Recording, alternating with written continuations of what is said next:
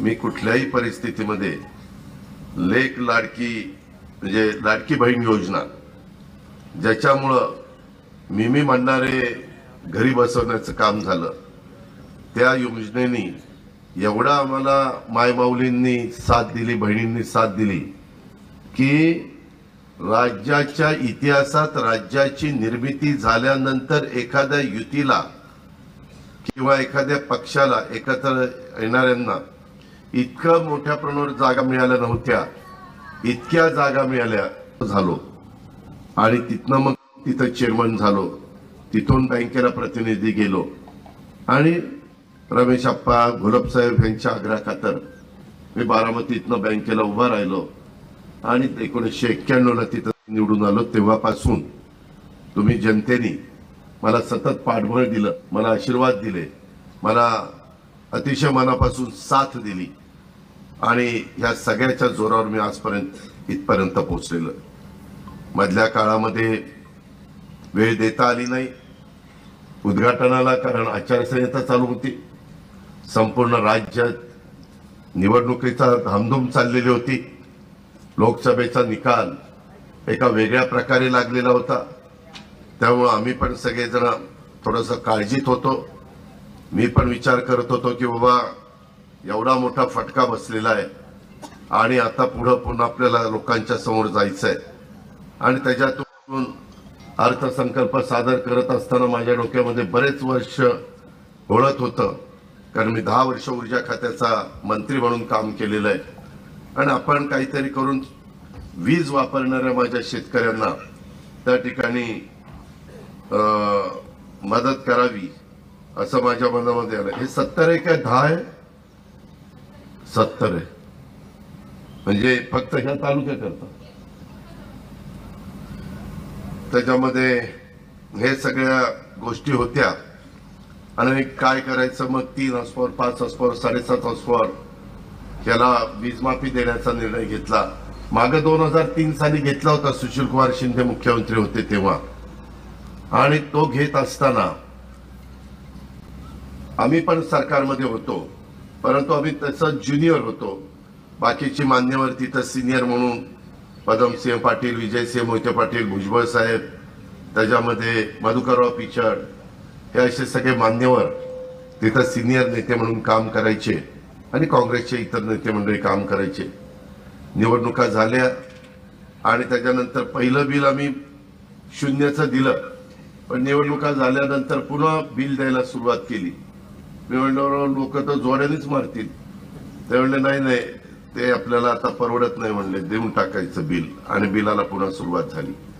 आज मात्र मी कुठल्याही परिस्थितीमध्ये लेक लाडकी म्हणजे लाडकी बहीण योजना ज्याच्यामुळं मी म्हणणारे घरी बसवण्याचं काम झालं, त्या योजनेनी एवढा आम्हाला मायमाऊलींनी साथ दिली, बहिणींनी साथ दिली की राज्याच्या इतिहासात राज्याची निर्मिती झाल्यानंतर एखाद्या युतीला किंवा एखाद्या पक्षाला एकत्र येणाऱ्यांना इतकं मोठ्या प्रमाणावर जागा मिळाल्या नव्हत्या, इतक्या जागा मिळाल्या. आम्ही 288 पैकी 237 लोक निवडून आलोय. कशाला म्हणतात 237? त्याच्यामुळे मी कधीतरी म्हटलं की आता व्यवस्थित कारभार होईल. अधिकाऱ्यांनाही कळलं की आता ही 5 वर्ष हलत नाही. जे इकडं तिकडं घडी तिकडं करणाऱ्यांनाही कळलं आता ही 5 वर्ष हलत नाही. त्याच्यामुळं आम्हाला आता स्थिर सरकार करायचंय, चांगलं काम करायचंय. देवेंद्रजी कामाला लागलेले आहेत, मी कामाला लागलेलो आहे. मी कामाला लागतो म्हणजे मी सकाळी 6 वाजल्यापासून कामाला लागतो. मला आवड आहे, मला आळस प्रकार माझ्या शब्दकोशामध्ये नाहीये आणि जनतेची कामं करायची, जनतेचे महत्वाचे प्रश्न सोडवायचे. आता तुम्ही बसलाय, हा इथला रस्ता देखील 4 लेन आपण मंजूर केलेला आहे आणि तो रस्ता बोरावके नगर दौंड कुरकुम रस्ता म्हणजे दौंड कुरकुम रस्ता बोरावके नगर ते लिंगाळी ते खोरवडी हा दौंडला बायपास रस्ता जो आहे तिथपर्यंत रस्ता 4 लेन होणार आहे. तिथनं तर पुढे 4 लेन आहे. मित्रांनो, तुम्ही पण बघताय अनेक ठिकाणी खूप जण म्हणतात आम्हाला बारामती सारखं करायचं आहे, पण मी बऱ्याचदा सांगतो नुसतं भाषण करून चालत नाही, बारामती सारखं होत नाही. आता हा 4 लेन होत असताना लिंगाळी गावामध्ये कॉन्क्रीटचा रस्ता 4 लेन होऊच शकत नाही. मी बऱ्याचदा अधिकाऱ्यांना सांगितलं बाबा पुढची 50 वर्ष डोळ्यासमोर ठेवा, असं करू नका. ते म्हणलं नाही दादा हे होऊच शकत नाही. मग शेवटी नाईलाजास्तव लिंगाळी गावामध्ये आम्हाला कॉन्क्रीटचा 10 मीटर जाग्याअभावी 10 मीटर नाही तर जागा मिळाली असती तर मी तर 15 मीटर केला असता. म्हणजे 7.5 मीटर जायला 7.5 मीटर यायला आणि 7.5 मीटरला 1.5 मीटरची साईड पट्टी, इकडं 1.5 मीटरची साईड पट्टी, म्हणजे 7.5 आणि 7.5 15 15 1.5 16 17 18 अशा पद्धतीनं हे आपण करणार होतो. मध्ये डिवायडर. बरं तुम्ही बघताय त्या आपल्या खोरवडी पासून तो चौक आहे तिथून कारखाना संपेपर्यंत झाडं कशी लागली. त्याच्या आधी कधी झाडं अशी कुठं बघितली. आता इथं दौंड शहरातले रथी महारथी बसलेले, काही इथं बसलेत काही दौंडमध्ये बसले.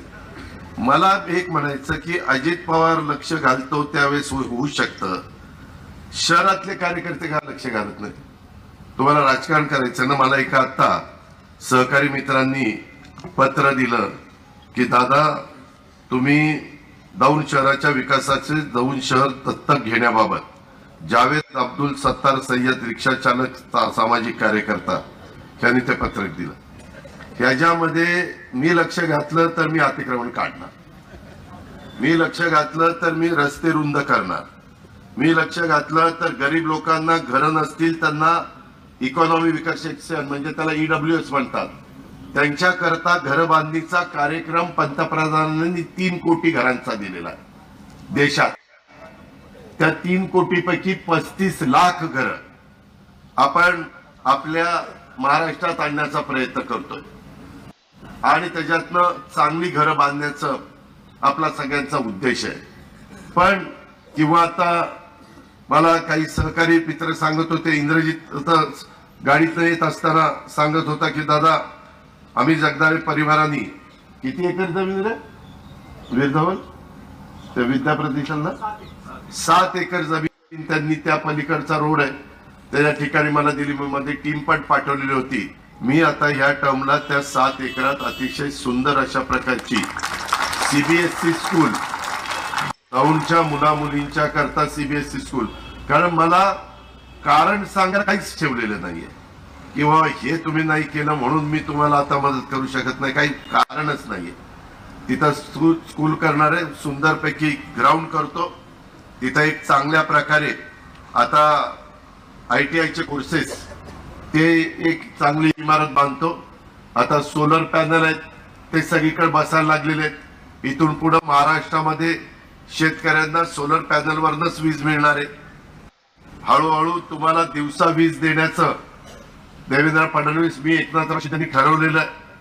त्या पद्धतीनं आमची वाटचाल चाललेली आहे आणि त्याच्यातून अनेक प्लांट आम्ही उभे करतोय. ती वीज आम्हाला 2 रुपये 70 पैसे ते 3 रुपये अशी पडतीये. ऍव्हरेज ती वीज आम्हाला चांगल्या पद्धतीनं मिळतीये. केंद्र सरकारची पण पंतप्रधानांचं गृहमंत्र्यांचं अनेक कामामध्ये आम्हाला सहकार्य मिळत आहे. अशा या सगळ्या गोष्टीचा उपयोग शाहू फुले आंबेडकरांच्या महाराष्ट्रात कसा करता येईल हा आमचा प्रयत्न चाललाय. परंतु मला कधी कधी एका गोष्टीचं वाईट वाटतं. मी ज्यावेळेस दौंड पासून इकडनं असा माझ्या सिद्धटेक पर्यंत 4 लेन मला करायचा होता, परंतु 4 लेनला मला जागा मिळेना. मग 10 मीटरचा रस्ता मी करायचं ठरवलं कॉन्क्रीटचा. तो पुढं तसाच कर्जत पर्यंत आता काम चाललेलं आहे. त्यात आपला तिथपर्यंत पोहोचला, तिथून कर्जत पुढं असाच तो आपण करतोय. ते काम जोरात चाललेलं आहे. तो 10 मीटरचाच आता आपल्याला करावा लागतोय. पण इतका फेसोफेस 10 मीटरचा झालाय, इकडचा शेतकरी साईड पट्टी टाकायला पण जागा दिला आणि हाही शेतकरी दिला. वास्तविक त्या रस्त्यांमुळं तुमच्या जमिनीची किंमत आता इथंच 4 लेन झाल्यावर ह्या दोन्ही बाजूच्या शेतीची किंमत एवढी वाढणार आहे की तो शेतकरी विचारच करू शकत नाही, एवढी किंमत वाढणार आहे. त्याच्यामुळे जास्त जागा लागते त्यावेळेस आम्ही जमीन घेऊ ना. तुम्हाला आठवत असेल आपला कुरकुम म्हणजे असाच येतो